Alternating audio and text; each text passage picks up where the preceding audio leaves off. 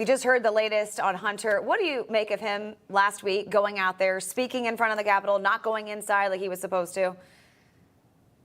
Well, he is defying a congressional subpoena. He's defying Congress, which is an unlawful practice. As a matter of fact, if he would have been standing over on the House side, I believe Sergeant of Arms could have physically pulled him into into testifying. Oh, that's interesting.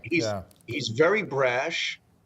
He seems he's got a lot of impunity to the issues at hand, and he pretty much does whatever he wants. Obviously, in his social life, but here defying the law.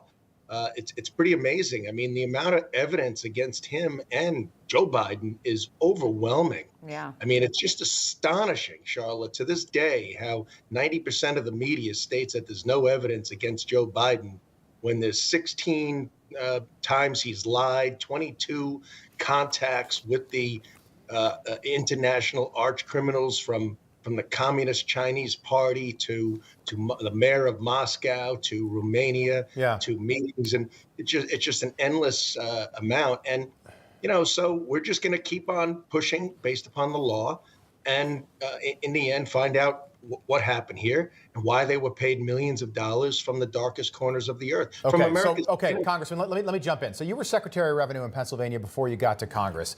So you know what you're talking about when it comes to somebody not paying their taxes. So this is very fascinating. So Joe Biden's got a brother named Jim, and he's supposed to testify on Capitol Hill at some point as well. We don't know when.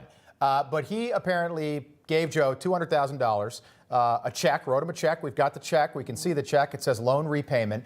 And everyone says, well, there should be a record of Joe withdrawing $200,000 from his account to give it to his brother for that loan. We don't know what the money is for. I've got 3 brothers. None of them would give me $200,000. I don't know what you need that. What is he redoing? A kitchen, a house? He putting a garage in? Like, if this were on the level, you would just come out and be like, yeah, I was putting in a in-law suite above my garage. Right. The answer to this would be so simple. But the part that nobody's talking about is that when siblings loan each other large chunks of cash, there's supposed to be an established schedule for repaying that loan, as well as interest on that loan. No one's talking about that, including anyone from the IRS. Why is that? Well, we're going to, and you need a signed agreement and a promissory note, and as you stated, minimal interest, and it's not a requirement, it's an IRS mandate, and if it's not done, it's considered tax evasion and tax fraud, and then you're also not paying taxes on any of the interest. So it's a crime. The penalty is up to 5 years in prison. Actually, the crime in Department of Revenue of Pennsylvania is more severe than that, because we found that it was one of the oldest tricks in the book. So unless they produce this promissory note and a signed agreement for the so-called loan, there is no question about it. Joe Biden and his brother have committed tax fraud and tax evasion. Yes. And face severe penalties. Congressman, I don't know why the media has been so quick to absolve Joe Biden of any wrongdoing. If this loan were on the level, think about it.